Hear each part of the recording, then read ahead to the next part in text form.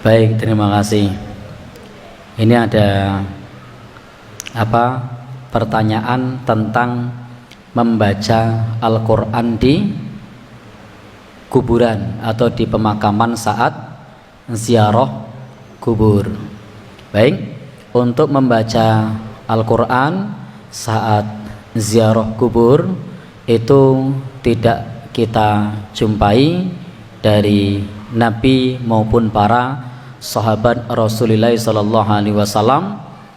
Dalam hadis yang sahih tidak kita jumpai membaca Al-Quran di kuburan. Yang ada justru isyarat kepada kita agar membaca Al-Quran di rumah, supaya rumahnya tidak seperti kuburan. La taj'alu buyutakum maqabiro, jangan jadikan rumah-rumah kalian seperti kuburan.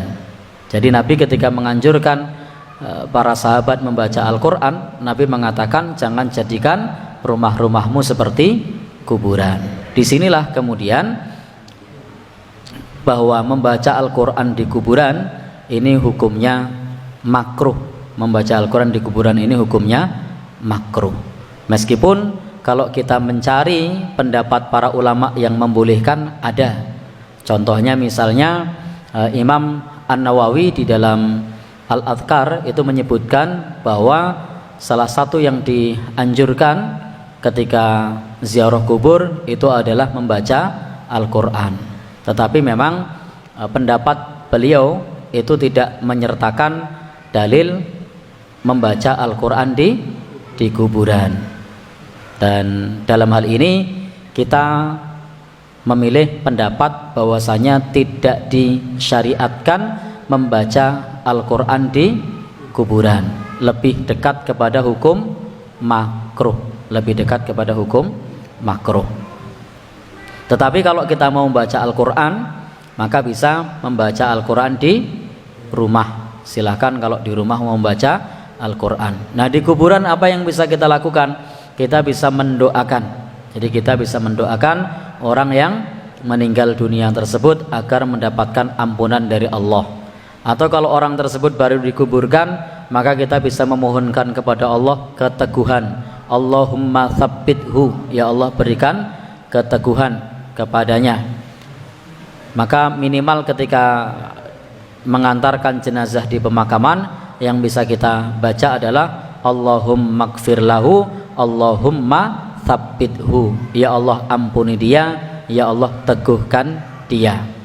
Lalu bagaimana kalau kemudian di situ ada rombongan berjamaah ziarah kubur? Lalu kemudian di situ dianjurkan untuk membaca zikir bersama-sama, membaca Al-Quran bersama-sama.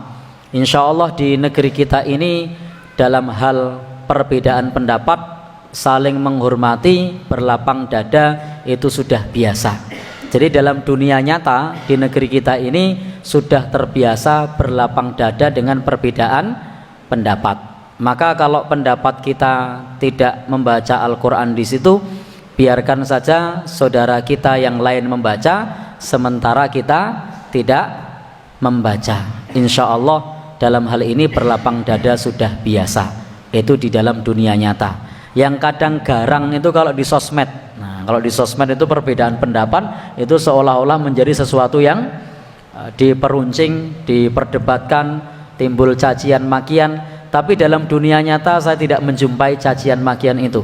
Jadi orang yang ziarah kubur yang di sana membaca Al-Quran juga tidak mencaci maki, yang hanya sebatas mendoakan.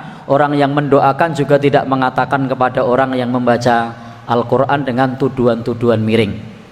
Intinya di dalam masalah ini, ketika kita berpegang pada satu pendapat yang menurut kita adalah pendapat yang kuat, maka tinggal diamalkan saja. Insya Allah di masyarakat kita sudah bisa berlapang dada dengan perbedaan dalam dunia nyata. Kalau kemudian soal dirasani di belakang, itu kita tidak dengar, tidak usah terlalu dipikirkan terlalu dalam, karena kita tidak mendengarkan. Demikian pula kalau di sosmed, ya abaikan saja. Ketika kita posting dakwah lalu dikomentari dengan komentar-komentar yang miring, ndak usah dibaca.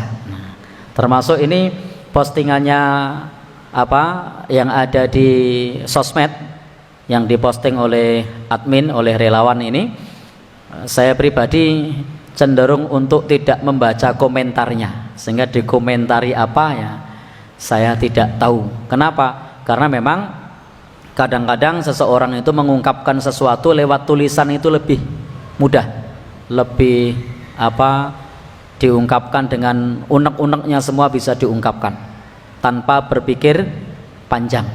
Tetapi alhamdulillah di dunia nyata tidak ada seperti yang di sosmed. Toleransinya cukup tinggi terhadap perbedaan pendapat, sehingga kalau di pemakaman ya cukup kita mendoakan tanpa membaca Al-Quran. Kalau mau membaca Al-Quran bisa dilakukan di rumah. Wallahu a'lam bishawab.